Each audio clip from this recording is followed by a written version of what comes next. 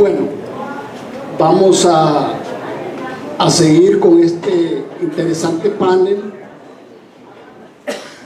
Hoy vamos a, como decía Jorge, a escuchar sobre las posiciones o exposiciones desde la Tindado. Revisando el listado me doy cuenta de que van a haber muchas participaciones de las organizaciones que hacen parte de la Tindad de Centroamérica.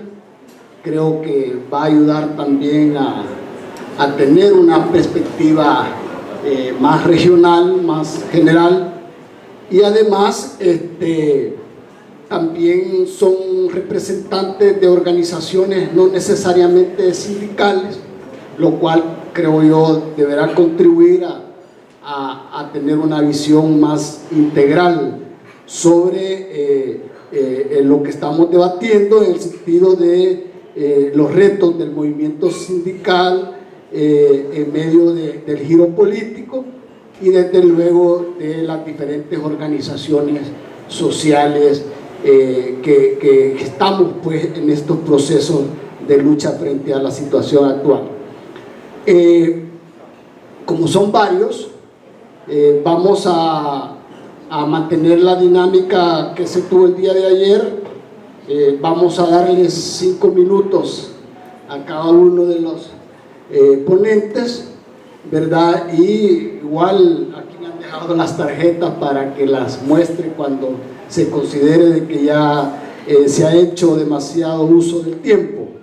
Entonces comenzamos con la compañera Georgina Muñoz de RENIC, Nicaragua. Por favor.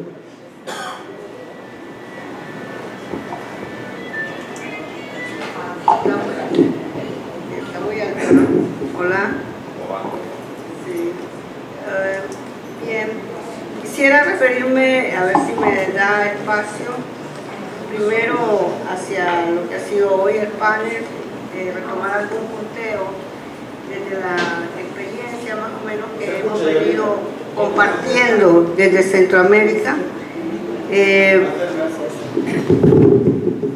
Y lo que ustedes el día de hoy nos han compartido. Y también plantear algunos elementos de la agenda de los movimientos sociales que se dan en la región centroamericana. En lo que planteaba Leandra, que tiene que ver con un entorno habilitante del sindicalismo no favorable, sobre todo en este contexto, de una serie de violaciones a los derechos laborales, a las condiciones de trabajo. Eso es general para toda la región y en especial en Centroamérica, con los temas de Maquila, con la llegada de los tratados de libre comercio, con todo este tema de la inversión extranjera directa. Y eso tiene una razón también global. Hay una discusión enorme con una serie de instrumentos que son las agendas, la Agenda 2030, Addis Abeba, tenés la eficacia y la cooperación al desarrollo, que son instrumentos del gran capital, de las grandes transnacionales, queramos o no. Y ahí se ha ubicado a los trabajadores como los colaboradores, y se ha dicho que para este periodo la prioridad es el empresariado privado. Y lo podemos ver, esos efectos actualmente en cada uno de nuestros países como tal. Y eso viene prácticamente a repercutir en la fragmentación que ya vienen experimentando los sindicatos en décadas atrás. A ello hay que sumar lo que planteaba Alejandra, que debe ser una preocupación, creemos, para el sindicalismo y para todos, pero en especial en esto para ustedes, que es la prioridad en los jóvenes. Esa cantera de jóvenes es fundamental. Y eso tiene que ver con nuestros liderazgos, cómo nos reproducimos y también cómo desarrollamos procesos de formación y cómo damos autonomía a esos jóvenes, cómo creamos una concepción verdaderamente democrática, no solo pensando en la fábrica o en el área de trabajo, sino ese vínculo que ustedes decían con la ciudadanía. ¿Qué aspiraciones tenemos como familia, como jóvenes, como mujeres? esa es una necesidad que hay que trabajar, ese enfoque de género dentro de estos procesos del sindicalismo.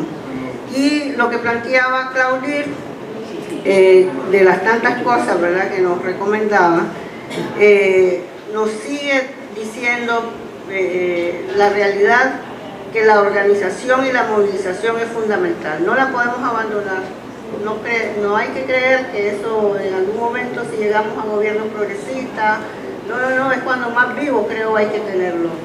Y ahí hay que marcar realmente la autonomía que deben de tener los procesos, y si hay principios que se vinculan a ese gobierno, tratar de hacerlo recapacitar, tratar de hacerlo reflexionar y no someternos, no cerrar los ojos a las cosas que están pasando. Yo creo que esa es una lección aprendida, ¿verdad? Eso es muy importante.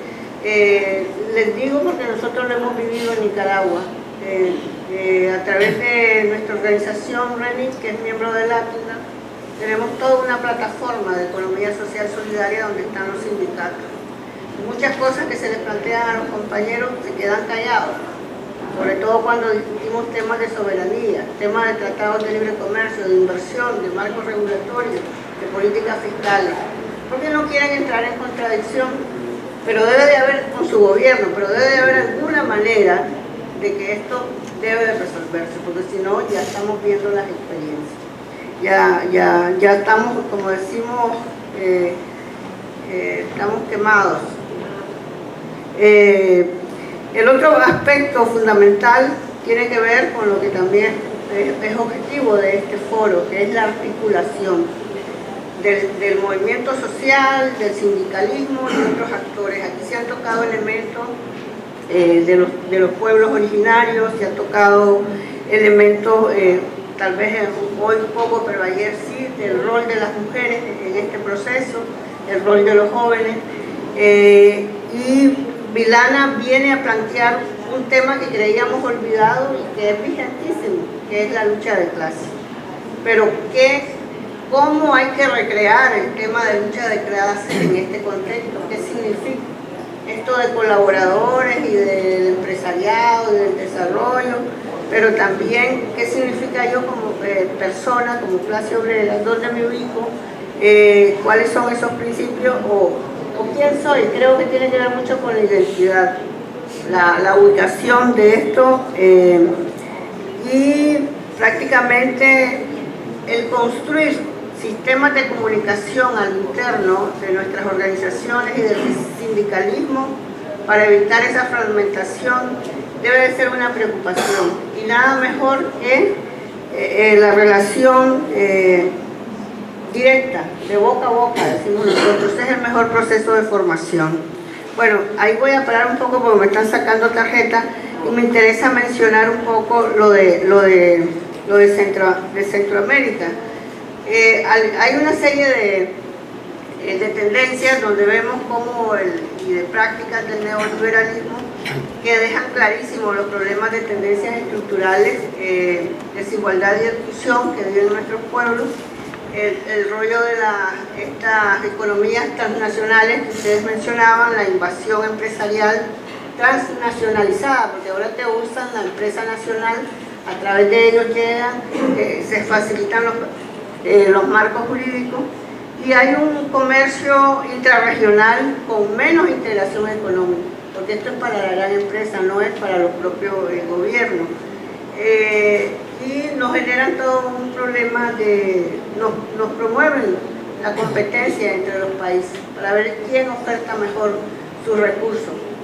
Y en esa situación que nos encontramos, las organizaciones y los movimientos sociales que somos parte de los análisis del Observatorio de Tratados de Libre Comercio, hemos considerado que hay que tener en cuenta una serie de elementos. Primero, la agenda propia, pero que no tiene identidad, la agenda del pueblo, ese vínculo que ustedes decían con el resto de ciudadanía, pero también tener aparatos productivos integrados, si estamos hablando de procesos económicos, ¿verdad? Que partan de la base del territorio popular con capacidad de generar una serie de dinámicas endógenas de producción, distribución, consumo y de la misma comercialización, que genera también todo este proceso empleos decentes.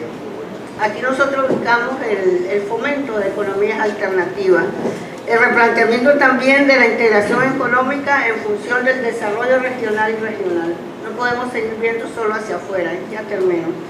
Más acciones de convergencia políticas, económicas, fiscales, que realmente las requieren, digamos, nuestras regiones, y la recuperación de la capacidad de los estados. Porque ayer lo discutíamos bastante nosotros. En Centroamérica también está en una situación bastante grave. Y la igualdad, ¿verdad?, de género, la soberanía alimentaria y la sostenibilidad ambiental, que son aspectos que compartimos también desde la región centroamericana. Gracias. Gracias, Regina. Bueno, le doy la palabra a Henry Morales, de la Suquim-Pop de la República de Guatemala. Tenés 5 minutos. Bueno, en 5 minutos más que un punteado. Yo sí quisiera insistir fundamentalmente en los retos que tenemos, porque creo que el diagnóstico de la problemática que hay en la región y de nuestro rol como sujeto político, dependiendo de dónde estemos, está clarísimo. Yo sí quisiera hacer una mención, y espero no generar susceptibilidad, pero efectivamente, dependiendo quién se pare aquí, es su enfoque, ¿verdad? Entonces hay enfoques más light, menos rigurosos en términos del posicionamiento político, y hay enfoques mucho más reivindicativos y mucho más, digamos, cargados de un compromiso ideológico que tiene que ver con las agendas correspondientes. Y creo que ese es el elemento central que quisiera plantear. En esta dinámica coincidimos movimientos sociales, entendiendo los movimientos, aquellos que tienen capacidad movilizadora, ¿verdad?, por país, regional, y organizaciones que funcionan más como instituciones, con un carácter tipo ONG, organización académica, que su rol es más generación de pensamiento, de propuestas. Y ahí es el punto, ¿cómo hacemos para coincidir esa capacidad movilizadora con la capacidad de generación de pensamiento? Y creo que ahí tenemos una severa dificultad de cómo concretar y aterrizar esto ya en planes y en la lucha territorial. Y creo que una experiencia es esto, aquí nos encontramos con estas características diferenciadas, que no necesariamente debemos verlo como un problema, sino como una oportunidad de construir colectivamente. Es decir, de buscar complementariedad, de consolidar estrategias, pero fundamentalmente de actuar de manera coordinada y estructurada. Y entonces ahí nos encontramos con dos tipos de agenda que en la actualidad existen. La agenda muy dirigida a hablar de desarrollo, de darle seguimiento a Naciones Unidas, a la OCDE, a los debates internacionales macros, y la agenda más de resistencia y de defensa del territorio. Justamente ahora en Cochabamba está el Abya Yala reunidos, los pueblos indígenas, con su agenda reivindicativa y con su agenda transformadora. ¿Cómo estamos ahí? ¿Cómo nos vemos en eso? Creo que son dos campos que no pelean, pero que nos presenta formas diferentes de atención y de acción. Entonces creo que ahí tenemos mucho que hacer. Cómo esta agenda más internacional, más institucionalizada, también llega a los territorios, también llega a los movimientos sociales, a los pueblos, y si es de interés, cómo se pueden apropiar de eso. Y creo que esa es una gran labor que no está nada establecida. Y luego, los movimientos. Dentro de los movimientos tenemos, y eso se puede observar, aquellas propuestas con un nivel de cuestionamiento a lo que está pasando fundamentalmente en los gobiernos progresistas, pero implicados, aportando desde adentro. Y hay otros que cuestionamos, criticamos, pero que estamos muy afuera y no queremos implicarnos por el temor a que nos coopten o a que pasemos a ser parte de ese sistema. Y creo que esa parte hay que seguir discutiéndola, porque me parece que es una de las grandes debilidades que vamos a seguir arrastrando. Si no nos metemos, si no nos implicamos, manteniendo una actitud crítica, creo que nuestro nivel de aporte va a ser muy limitado. Y entonces ahí nos presenta el qué hacer. Y me parece que esa es un poco la posibilidad de ir construyendo en estos debates. Y para concluir, porque imagino que ya solo tengo un par de minutos, quisiera insistir en elementos para mí claves que se han planteado en esta reflexión. Uno es que no nos perdamos, la lucha sigue siendo contra el modelo, contra las políticas neoliberales y por los cambios estructurales. Si no estamos ahí, creo que estamos perdidos, ¿sí? Esa es la apuesta a largo plazo, la utopía o como queramos llamarlo. Luego salió un tema muy importante, el cansancio del liderazgo histórico. A veces lo tomamos en broma, pero creo que no es tan así. Hay un liderazgo, me parece, ya cansado después de tantos años de lucha, de sacrificio y de darnos siempre contra la pared. Entonces, ¿eso qué nos implica? A la necesidad de la apertura a un cambio generacional. Y esa generación está ahí, solo que está esperando. O a que apoyemos o nos hagamos un lado o no sé a qué, pero está esperando. Y creo que tenemos que dar ese salto si queremos rejuvenecer la lucha también, porque me parece que hay un cansancio de los que a veces coincidimos en estos espacios.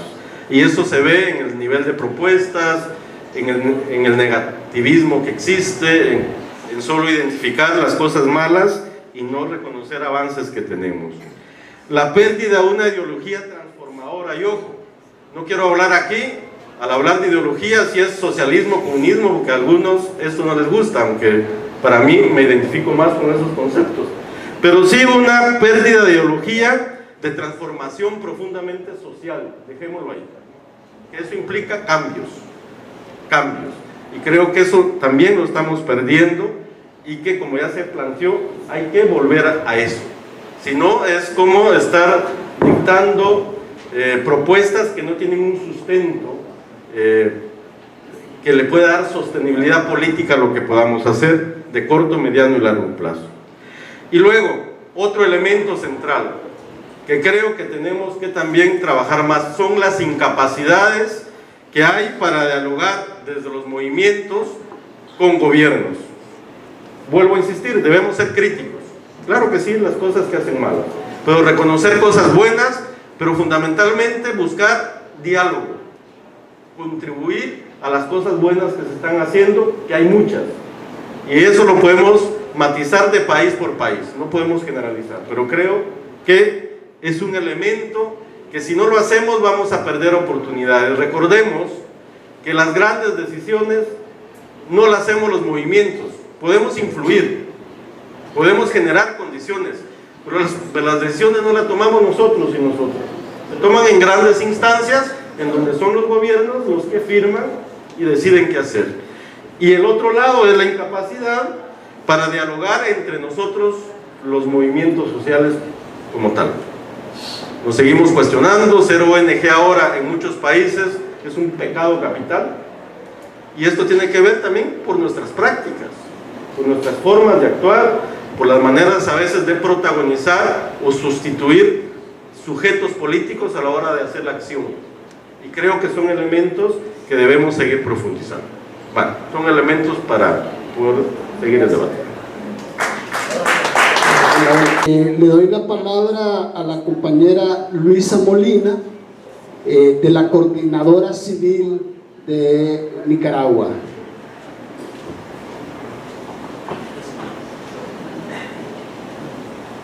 Buenos días a todas y todos.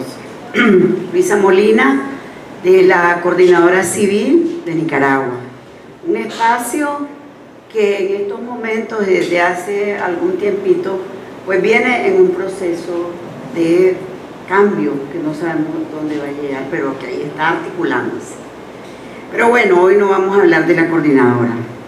Bueno, yo vengo de una región, gracias, primero agradecerles por todo lo que ustedes nos han compartido, por lo de Argentina. Me queda claro que tengo en un grupo de mujeres feministas en el movimiento de Nicaragua varias personas argentinas que, bueno, son de izquierda, anarquistas, y estamos al tanto de lo que pasa en Argentina y también de lo que nos ha pasado en Brasil con Lula y en todos los países de América Latina. Contarles que Centroamérica somos 7 países, no, verdaderamente somos 8, pero generalmente aquí no están todos. Es decir, por ejemplo, Belice, que es un país de habla inglés, que es una parte de Guatemala también, pues no está. Somos más de 40 millones de habitantes que hablamos inglés, hablamos español, se habla francés, se habla miskito, se habla sumo, se habla mayagna, y hay varios pueblos originarios.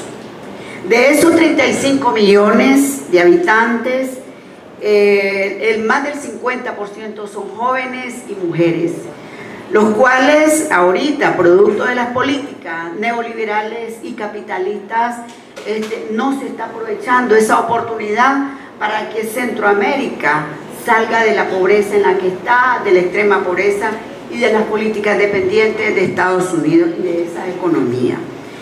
Decirles también que el 70% de nuestra población en general vive del trabajo informal.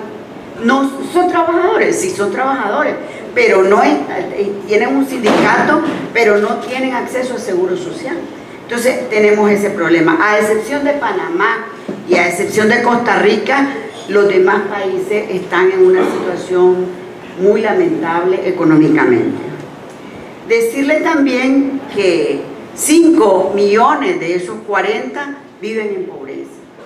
Entonces, sin embargo, no tenemos dentro de los movimientos sociales, o no sé, pues yo no los conozco, yo soy de movimientos sociales por los recursos hídricos, también soy del movimiento feminista, pero no conozco una articulación que nos permita hacer un trabajo que nos permita la defensa del agua, que nos permita la defensa del medio ambiente a nivel regional. Porque en este momento, por ejemplo, en mi país, Nicaragua, que es uno de los que tiene la mayor cantidad de agua que se puede tomar, como el lago de Nicaragua, ¿verdad? Se va a construir un megaproyecto, supuestamente un canal interoceánico, que va a hacer un enclave como en los mejores tiempos, ¿verdad?, de los enclaves, y eso queda expropiado. Entonces, precisamente por eso hay desde hace 3 años, un movimiento social formado por campesinos que están siendo expropiados, sus tierras están siendo expulsadas. Yo también les quiero compartir un poquito sobre mi país. Bueno, Nicaragua es un país que ha sido con una enorme experiencia, ¿verdad?, porque ha tenido una lucha enorme. Ustedes han conocido, creo que los que tenemos un poco más de años, pues vivimos una lucha sandinista, y que aquí hablaron ayer los argentinos, hablaron los chilenos, los bolivianos, los peruanos, todos estuvieron en ese concurso, en esa revolución.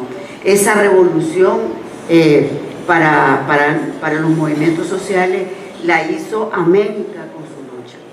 Sin embargo, ahora estamos pasando por un proceso muy difícil, el cual pues hay que intervenirlo, hay que trabajarlo, hay que buscar mecanismos. Entonces nosotros hace algunos meses estamos apostando a una lucha cívica, porque hay un retroceso en Nicaragua y estamos regresando a la represión en el campo, a la represión de los campesinos, a la expulsión de los mayagna de sus tierras, a la expulsión de los campesinos de su tierra. Hay una invasión de colonos, una invasión de colonos a las tierras de los pueblos originarios. Y esa es una enorme preocupación, porque hay 600 kilómetros de diferencia entre el campo y la ciudad. Hay 600 kilómetros de los pueblos originarios de la selva a la ciudad. Entonces nadie se da cuenta porque los medios de comunicación no entran hasta ahí. Las transnacionales no entran. Hay una invasión de transnacionales del oro que son de Canadá, son de Estados Unidos y son de Europa también. Es decir, Nicaragua hace 3 años, hace más de 5 años, empezó a salir la cooperación. Hoy no existe cooperación así efectivamente para la defensa y promoción de los derechos humanos de las mujeres, para la defensa de los derechos de los niños, para esas organizaciones ONG de las que hablaba nuestro amigo, que hacían un efectivo trabajo en la promoción de los derechos y en la información, en el acceso a información a la gente. Entonces eso ha salido, pero sí en cambio sale esa cooperación que no es, ¿cómo le llaman los economistas? Que no tiene retorno. Se terminó la cooperación solidaria, se terminó, pero regresó la cooperación de préstamo. Entonces hoy Nicaragua está regresando como hace 10 años a tener una deuda externa mayor a 5.000 millones de dólares. Esa es una enorme preocupación para nosotros. Entonces yo sí creo, como decía Henry, el diálogo, si el neoliberalismo sirve para abrir los mercados, para posicionarlo, para convertirnos en vez de sujeto de mercancía, porque hoy los ciudadanos somos mercancía, porque estamos siendo expulsados no solo de África, de América Latina, y en Nicaragua tenemos más de 800 latinoamericanos que quieren pasar a Estados Unidos. Entonces son una mercancía. Si ellos abren la frontera, ¿por qué las organizaciones de la sociedad civil y los movimientos sociales no somos capaces de abrir la frontera para construir la ciudadanía de América Latina? Entonces esa es una pregunta que nosotros ya nos estamos haciendo en Nicaragua y estamos trabajando, y gracias a nuestra organización Alatinda por poder confeccionar este foro que nos permita conocer lo que ha pasado en Argentina y en Brasil. Muchas gracias. Muchas gracias. Continuamos con Jorge Enrique de Poste, Honduras.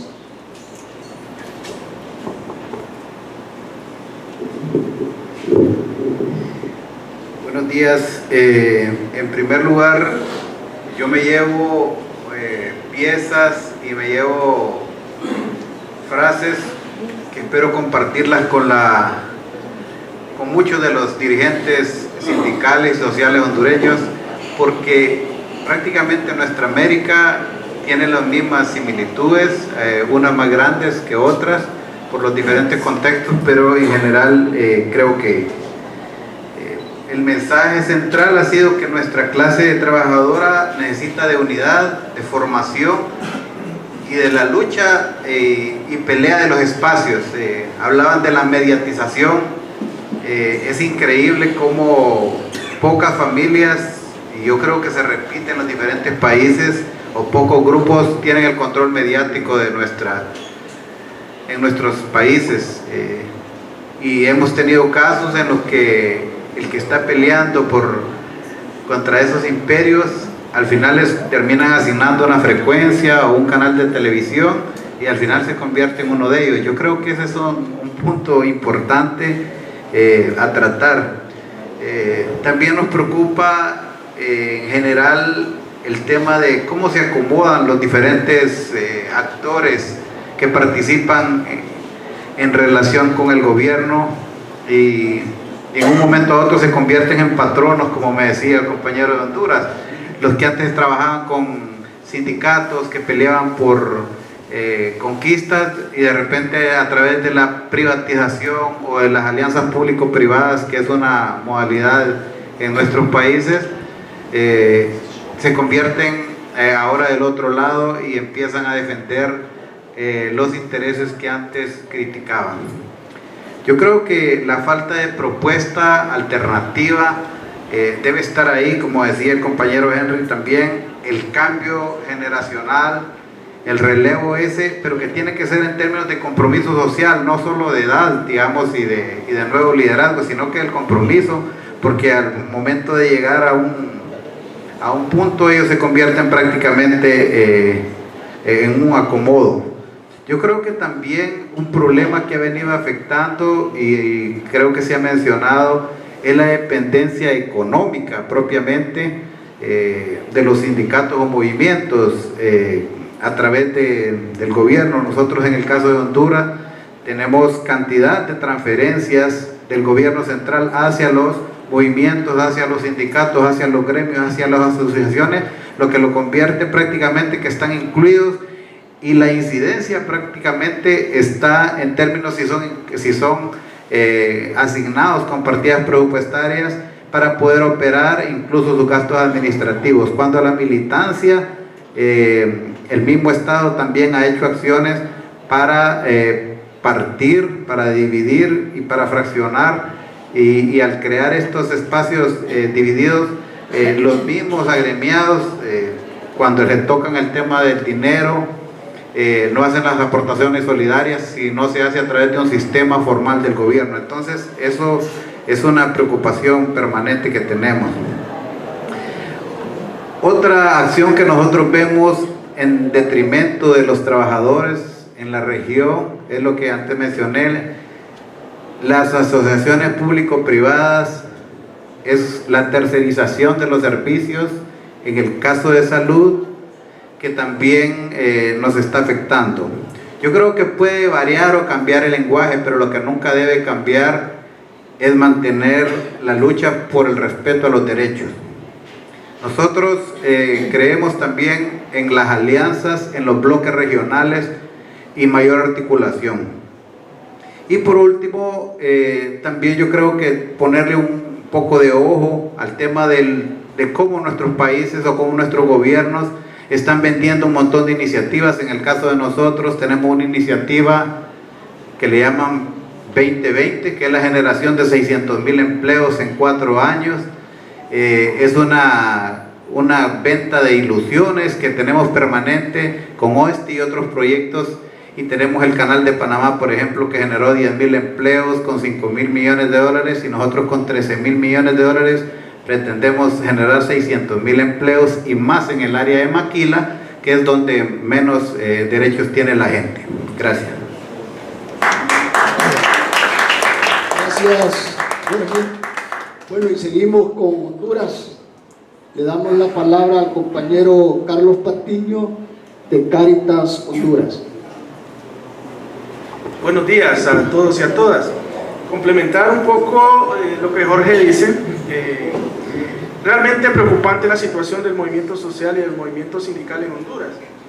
Yo creo que ayer se hablaba y se decía, bueno, en el Latinobarómetro se hablaba de la crisis de la democracia, o de lo poco que está creyendo la gente en la democracia en la región, pero también hay una crisis de representatividad y de legitimidad de los movimientos sociales, sobre todo por el comportamiento que han tenido.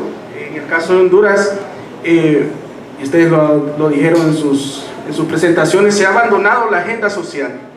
Realmente ya la lucha por la reivindicación de derechos laborales o sociales ha quedado a un lado, y el movimiento social ha asumido una agenda política, que no estamos criticando que sea mala, pero en vez de gritar en las calles mejores condiciones para los trabajadores y para los hondureños, gritan en las calles: queremos un representante en el Tribunal Electoral, o queremos un representante en la Corte Suprema de Justicia. Y eso genera un choque en la ciudadanía. Dice, bueno, ¿estamos hablando de un movimiento social, sindical, organizativo, o estamos hablando de un movimiento político partidario? Y eso de entrada deslegitima cualquier acción que el movimiento quiera entrar. Entonces hemos tenido que, la agenda la ha puesto la clase política en el país, porque falta una agenda realmente construida desde los movimientos sociales. Y eso ha pasado por la fragmentación también que hay desde el golpe de Estado del 2009. Imposible para la sociedad, imposible para los movimientos sociales asumir una agenda social. Se ha quedado todo en una agenda política. Y en los últimos meses la agenda no ha sido reivindicatoria. La agenda ha sido llevada hacia el tema de la reelección presidencial. Ha llegado tarde a Honduras la ola de la reelección, pero estamos en eso. Y el movimiento social no está cuestionando, digamos, las deplorables condiciones que tiene el país en materia de salud, en materia de educación, de infraestructura, en materia de inversión social. Está criticando si es reelección legal o no es legal la reelección. Entonces está en una dinámica que está fuera de todo sentido social, está en una dinámica ampliamente política, y insisto, eso genera una deslegitimación muy fuerte. Y no digamos el movimiento sindical, ya lo apuntaba Jorge, decía, bueno, ahora el sindicato, de los pocos sindicatos que hay en Honduras, porque el 90% de los sindicatos son sindicatos de instituciones privadas, de instituciones públicas. No existen sindicatos obreros de maquila o sindicatos campesinos. Eso es impensable, es una debilidad organizativa. Y esos sindicatos están en una dinámica de negociar cuotas de poder. La gran conquista que todos los años las dirigentes obreros plantean es que han negociado el salario mínimo, han negociado el 5% del salario. Esa es la gran conquista. Lo demás sale sobrando. Los trabajadores informales no están dentro de su agenda. Y ahora con el tema, como lo decía Jorge, con el tema de las alianzas público-privadas.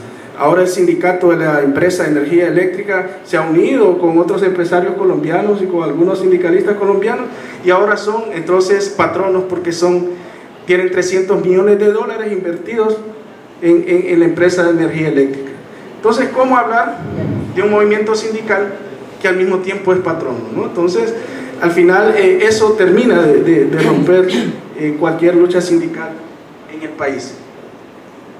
Concluyendo, necesitamos retomar una agenda social. Es urgente en Honduras retomar una agenda social, pero para eso el movimiento tiene que separarse de esa agenda político-partidaria. Tenemos que generar un poco de esperanza, tenemos que generar un poco también de mayor articulación con otros movimientos a nivel de la región, pero sobre todo ir construyendo nuevamente la confianza en la ciudadanía. Mientras no se genere la confianza, el movimiento social está condenado a estar como está hasta ahora, escondido, sin capacidad y sin poder hacerle frente a los retos que como país tenemos. Muchas gracias. No, muchas gracias, Carlos. Vamos ahora con Eulalia Alvarenga, de Auditoría Cidada, Brasil. ¿Está bien, Cidada? Bom dia a todos e todas. E eu fiquei muito feliz aqui de ouvir da mesa, Claudir, né, de ter feito a meia-culpa em relação às políticas do PT e a CUT. Porque não é que eu tenha ouvido em Minas, eu sou de Minas e sabe como é que os mineiros são guerreiros na política. E no lançamento, antes do lançamento da Frente Brasil Popular, eu milito, além da auditoria, que é um movimento, não tem coloração política partidária, é um movimento, eu milito em vários movimentos também que não têm a coloração política partidária, em outros que têm, como as Brigadas Populares, é um movimento Povo Sem Medo, movimento de vilas e favelas.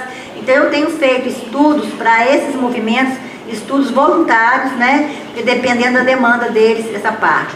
Então eu fiquei muito feliz, porque antes do lançamento do Povo Sem Medo, me chamaram para participar, e eu disse para a presidenta, você deve conhecer, que aquela bandeira, os movimentos sociais que eu conhecia na cidade não iam acampar. A única voz sensata que estava lá era do Padre João, que realmente, você conhece, deputado federal, que fez a meia-culpa como você fez. Porque os movimentos sociais do Brasil, pelo menos agora, os que estavam na rua em 2013, por isso que não tinha bandeira. Se você chegasse lá de vermelho, eles eram contra. Porque os movimentos sociais, não aqueles que foram com a camisa verde e amarela, que estavam na rua com os estudantes, que eu estava com ele, que nós ocupamos a Câmara Municipal, não era movimento alinhado a partidos políticos. Por isso que qualquer bandeira de partido político que chegava no movimento de 2013, dos estudantes de tarifa zero, não tinha coloração política, era um movimento que nós não queremos, essa luta político-partidária. Então, o que eu quero falar com vocês é que está em curso no Brasil um modelo ultraliberal. Eu estou chamando de ultraliberal. É muito mais do que está acontecendo, e quem vai perder realmente isso é os mais pobres e os trabalhadores. Nós estamos no Brasil agora com 12 milhões e meio de pessoas procurando emprego, desempregadas. E muito mais, porque o IBGE que faz essa conta, que é o Instituto Brasileiro de Geografia e Estatística, só faz no cômputo das pessoas que estão procurando emprego, porque aqueles que já deixaram de procurar, que às vezes não tem dinheiro nem para pagar a passagem para procurar emprego, não são contados. E isso, você que é da área municipal, está em curso, inclusive no município. Não sei se você sabe que um colega nosso conseguiu na justiça uma medida cautelar para que não seja agora iniciada uma empresa que se chama Investicoar. Você sabe o que é isso? Então, olha, é securitização da dívida ativa dos municípios, vendendo para os bancos dívida ativa cobrável, porque a dívida podre o banco não vai colocar. E na Prefeitura de Belo Horizonte foi vendido créditos tributários de uma maneira fraudulenta, através da PBH Ativos, que quem foi contratado no leilão foi o BTG Pactual, que você sabe que está preso, né? Foi preso na Lava Jato. Então isso, gente, a gente tem de ver isso que está acontecendo no Brasil. A gente também tem de ver a dependência. Para mim, eu fui sindicalista, tá? Inclusive, meu sindicato foi filiado à CUT, e para continuar filiado à CUT foi uma luta para continuar. Eu fui presidente do Sindicato dos Economistas de Minas Gerais e tenho essa militância desde a década de 70, parece que não, mas já passou mais de meio século, na Folha de Economia, né? Na década de 70, que se estudar estudante de economia na década de 70, vocês devem imaginar que foi passado, e veio aí na luta sindical e nos movimentos sociais. Então posso falar isso de quem vê, sabe? Os movimentos sociais não querem essa partidarização. Tanto é que quando vem a paralisação, o povo sem medo é um lado, a Frente Brasil Popular do outro, e começa aquela falta de unidade mesmo no Brasil. Porque nós temos mais de uma dezena de centrais sindicais no Brasil.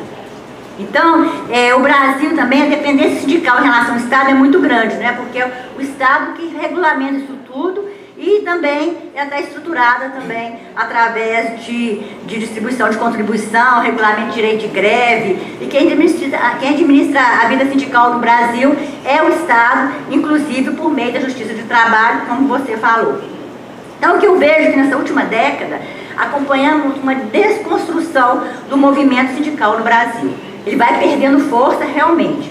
E agora tende muito mais com as propostas que tramitam no Congresso, né? A reforma trabalhista, a reforma da Previdência, com o déficit da falácia, né? Do déficit da falácia da Previdência, que para atender o setor financeiro privado, que deseja o enfraquecimento da Previdência Social Pública, né? Sem nenhuma garantia dos trabalhadores pelo Estado, para constituir fundos privados que vão beneficiar o mercado financeiro, né? Entre outras postas no Congresso, a alteração da jornada máxima de trabalho, a idade mínima do trabalhador aposentar. É muito diferente a idade mínima de uma pessoa que mora no sul do Brasil, no centro-oeste, do que uma pessoa que mora no nordeste. Então, colocar essa idade mínima para o Brasil todo é um absurdo. A redefinição do conceito de trabalho escravo, que no Brasil há muito trabalho escravo, está sendo mudado pelo Congresso. A retirada do direito de greve do funcionalismo público, nós vamos ter direito de greve. Então são reformas que vão precarizar o trabalho e quem vai perder toda a classe trabalhadora. Por outro lado, que é uma matéria de estudo da Auditoria Cidadã, é a PEC 55, né? Que vai afetar dramaticamente os trabalhadores. Essa PEC só vai cortar os gastos primários sem nenhum gasto público. Então não vai dar para falar da mídia, que eu já recebi cartão rosa, então a mídia está na mão dos 1% mais ricos do Brasil, mas eu acho que os movimentos sociais têm de mudar como falar com o trabalhador. Não adianta reunir com o trabalhador somente na greve. Então temos um grande desafio pela frente. O ideal é que trabalhar com pautas em conjunto para que tenhamos maior força de persuasão e maior alcance das pessoas. Então, temos que buscar a unidade. Precisamos resgatar a solidariedade de classe, ter uma pauta mínima que unifique todos os sindicatos e movimentos sociais. O momento é decisivo, porque o ataque ultraliberal está em curso em nosso país, em todos os níveis do governo. Muito obrigada. Gracias, Eulalia. Bueno, vamos a darle la palabra a Hugo Arias, de la Red Jubileo Ecuador. Por favor.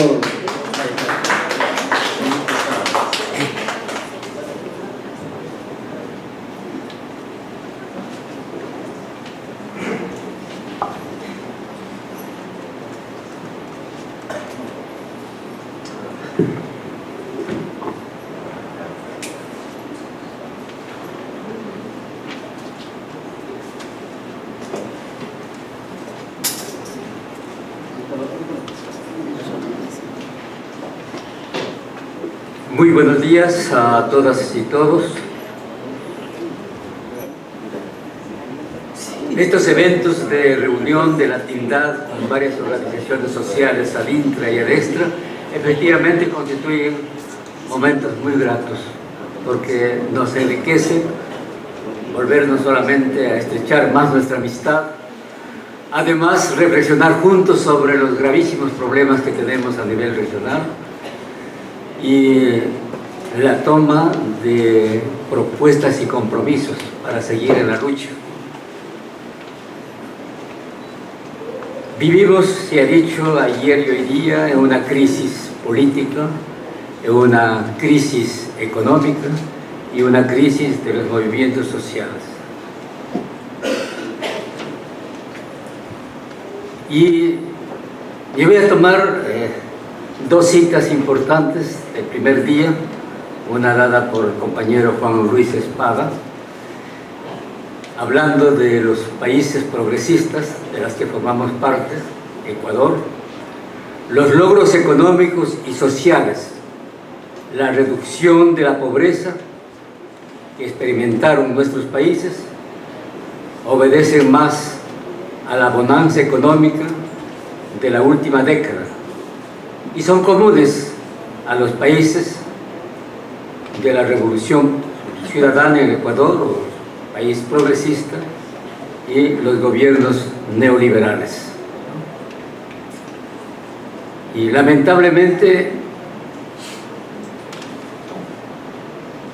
un desarrollo económico basado en el mismo modelo tradicional primario exportador y explotador de los recursos naturales. Otra cita viene de Jorge Coronado, ¿dónde está? También interesante. Los gobiernos progresistas han mejorado las condiciones de vida de los sectores excluidos, se han integrado a la sociedad, pero no a la sociedad del buen vivir, sino a la sociedad del consumo. Pues la mayor parte no está identificada con el proyecto político de la Revolución Ciudadana. Los problemas políticos que tenemos en este momento nos dan la razón. Hay un estudio interesante en donde la clase media en el Ecuador en estos años del gobierno de la Revolución Ciudadana ha crecido en el 25%. Y esta clase que en este momento está frustrada por la crisis económica, y buena parte de ella va a votar posiblemente por otro gobierno, ¿no? Eso nos está diciendo de que efectivamente no existe una formación ideológica, una formación revolucionaria, una formación de clase que lleve adelante el proyecto. En este contexto, un tema importante y urgente de los movimientos sociales y sindicalistas es trabajar en la formación política e ideológica de las bases con las cuales nosotros trabajamos en una construcción de ciudadanía, del poder ciudadano, que es la esencia de la democracia. En el marxismo se habla de la clase para sí y de la clase en sí. La clase para sí es solamente reivindicativa, importante ese frente, pero no es suficiente, tiene que convertirse en clase en sí, es decir, la luchadora por un nuevo modelo económico en servicio de toda la comunidad. Nosotros tenemos, como citaba uno de los colegas, también en nuestra Constitución un artículo muy importante, el artículo 95, en donde se dice, de hecho, la Constitución del Ecuador declara que el pueblo es el mandante y el primer fiscalizador. El poder está en la ciudadanía. Y el artículo 95 dice que los ciudadanos y ciudadanas en forma individual y colectiva participan de manera protagónica en la toma de decisiones, planificación y gestión de los asuntos públicos y en el control popular de las instituciones del Estado y la sociedad y de sus representantes. Y para eso pone también la ley una serie de mecanismos importantes de participación en las prioridades del desarrollo, en la participación en la formulación y seguimiento y evolución de los planes de desarrollo a nivel local y a nivel nacional, la elaboración de los presupuestos participativos. Estamos en Porto Alegre y Porto Alegre es una ciudad emblemática en este tema de haber desarrollado los presupuestos participativos, es decir, donde toda la comunidad participa en la elaboración del presupuesto, controla el proceso y desarrollo de ese presupuesto en bien de la comunidad. Temas específicos a través de los grupos y organizaciones sociales, como son nuestras organizaciones sociales, que toman temas especiales. Fortalece la economía local, la transparencia, la rendición de cuentas,